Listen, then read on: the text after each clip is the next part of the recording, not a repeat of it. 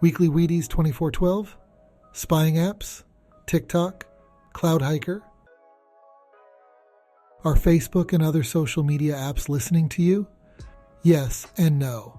It's not that easy of an answer. The first question I would have for you is, are you giving them permission to listen to you via your microphone? If so, then yes, maybe they are. Technically, it's not the social media apps listening. If someone is listening, though, it's third-party advertisers. None of the social media platforms are looking behind the curtain to see what user's getting fed what advertisement. Okay, I'm taking some liberties here, but in general, I don't believe that's what is happening. And if you aren't giving a specific app access to your microphone, you may be inadvertently giving it access through some other app or setting. We have to be careful not to misconstrue correlation with causation. Coincidences happen, plain and simple. Marketing is a concept that has been proven to work over the last century, and that's with no immediate feedback. Think how much more effective Don Draper would have been with the types of ads and A/B testing he could run on Facebook. Believe it or not, the 21st century marketing technique, called an algorithm, is really good at serving up the right video or post for users. They can pinpoint exactly what you want before you know you want it. And they're only getting better with the help of AI. That coincidence of you seeing an ad for an internet company you just mentioned is much more calculated than you think. I joked about it on Facebook earlier this week, but I would like to dive a bit deeper in an article shared from the Wall Street Journal. Part of the article reads, a 27-year-old stopped using the app last year after TikTok's algorithm began showing her things that matched her private thoughts. It's one thing to know about you and another to know you, she says. I joked that alternate headlines could be, 27-year-old finds out she's just like every other 27-year-old. 27-year-old finally understands algorithms. 27-year-old realizes she spends way too much time on TikTok. While I just said this in jest, all three have some level of truth to them. If you combine them, the power is shown even more. Meaning, the more time someone spends on a specific social media platform, the more it learns about that person.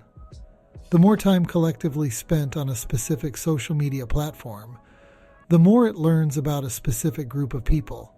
In this case, a group of 27-year-old females. However, the algorithms can get much more nuanced than just that. I'm about to share a very controversial opinion I can't prove. TikTok and other social media apps don't listen to you through your microphone for one simple reason. They don't need to. Their algorithm is so good, they know what you want before you know what you want. Simply saying something out loud to your phone wouldn't help them much. Nor do they want to spend the money for the time and computing processing power to take all of that into account. Sure, they could just listen all the time as Alexa, Google, and Siri do, but again, they don't need to. The next controversial statement I'll make is this. Everything the algorithm knows about you is because you or your friends and contacts offered the information. This isn't as much of an opinion as I can prove it using TikTok as an example. When you created a TikTok account, let's hope you used your email as a login. Hopefully. Hopefully you didn't create an account by using your Facebook or Google account, because that would be bad. That would mean anything Facebook or Google has on you, TikTok now has, which is a lot. When giving one app access to another, in this case, let's say you created a TikTok account with your Facebook account, you give both apps access to the same information. Meaning, if you have the microphone toggled off on TikTok but on for Facebook, TikTok also has access to the microphone. At least theoretically. Let's say you don't, but your friend does. And you talk about something with them at the coffee shop. Based on location data and the app seeing you two are friends, your app had access to the microphone for the time you were together. Location data is very powerful, especially when these apps potentially have your MAC address, a unique identifier for your specific device, which is required to gain access to the internet. Then, if you used your phone number to create an account, They could technically conduct a reverse phone number lookup and access a bunch of information, much of which is freely available online to anyone. The amount of in-depth information accessible through paying for this information is a bit scary too. Even if not, your location from antennas and IP addresses can tell where you are physically.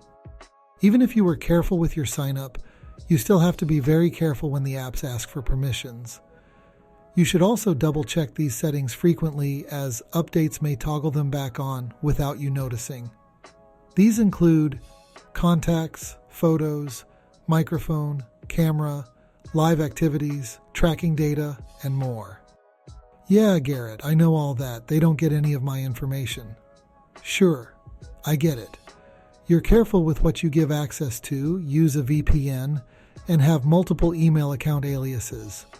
Except, if you interact with any of the apps, by means of liking, sharing, or commenting, they can figure out who you are pretty easily. Oh, you don't do that either. That's okay. These algorithms only need to see what content you look at, or skip, to start figuring you out anyway. Yes, by not watching, reading, or looking at something, you are giving the algorithm just as much to go off of as if you stopped to watch or read. In the video above by the Wall Street Journal, they found TikTok learned the interest of their bots in less than 2 hours of watch time, and this was solely watching and skipping. There are other ways they can find out what type of content to serve you. I mentioned it already, but any and all data you give the app through another app will generally get the algorithm, say, 80% of the way there. When it has something to go off of, it can start to pinpoint other context clues. A lot of this may be done based on location too. Since there is always popular content making a way around the app, the algorithm can predict what else you may want or need based on your response with these popular posts. Not to mention, it can also see what your friends and contacts are doing, combined with all other factors, and piece together the last 20%. Then combine all of those with advertisers wanting to get in front of a very particular audience. Boom! There's your internet ad, without having to listen to you.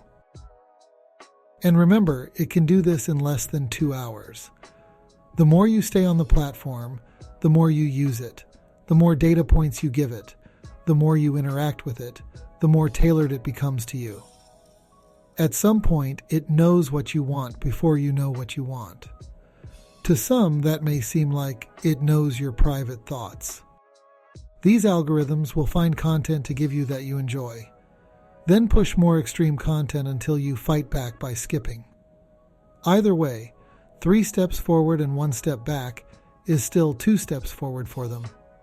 They want you to stay on their platform, so they will all flirt with the edge of how much is too much.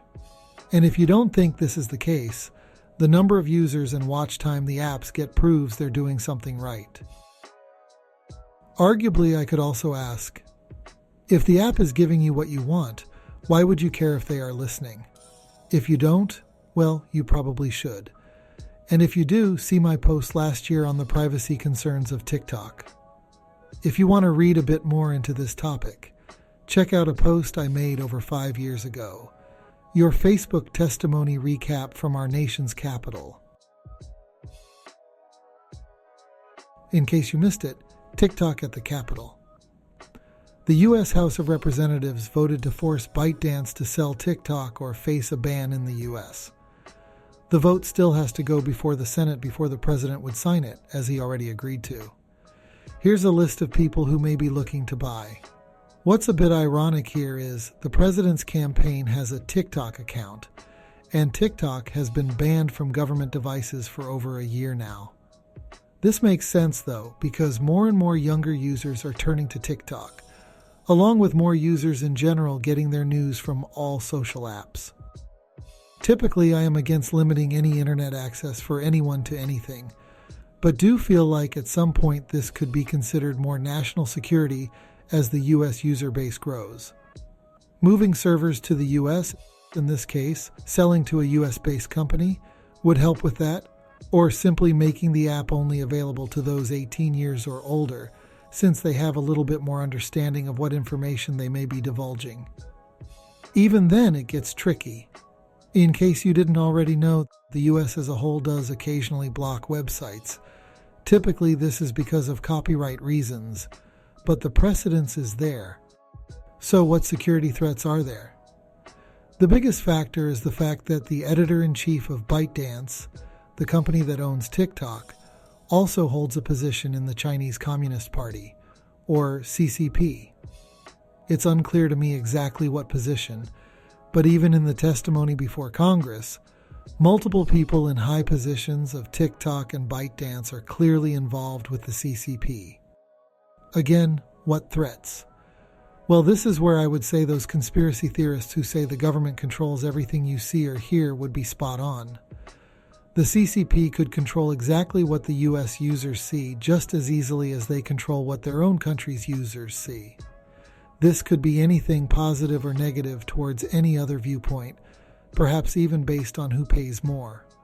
Or just simply influencing users to do anything, buy anything, or vote for anything. We're in uncharted waters, and it doesn't appear this is a one-size-fits-all decision. In other TikTok news, be on the lookout for a dedicated photo-sharing platform called TikTok Photos to compete with what the original Instagram was going for. Pick of the week, Cloudhiker. Many years ago and upon multiple occasions, I remember spending countless hours on a site called StumbleUpon. Essentially, a user could click through random websites and find something they may otherwise never find out about. From random blogs never receiving traffic to many game-type sites and apps I've even shared as a pick of the week. They have since shut down and merged with another app, Mix. However, Mix is mainly focused on images and some video, and doesn't have as much as a social push as other apps. If you're looking for something more like the original StumbleUpon, check out cloudhiker.net. It boasts a collection of anything interesting, weird, or astonishing, while letting you kill some time or learn something new. Weekly Wheaties is a reader-supported publication. To receive new posts and support my work, consider becoming a free or paid subscriber. See links for the above items at weeklywheaties.com.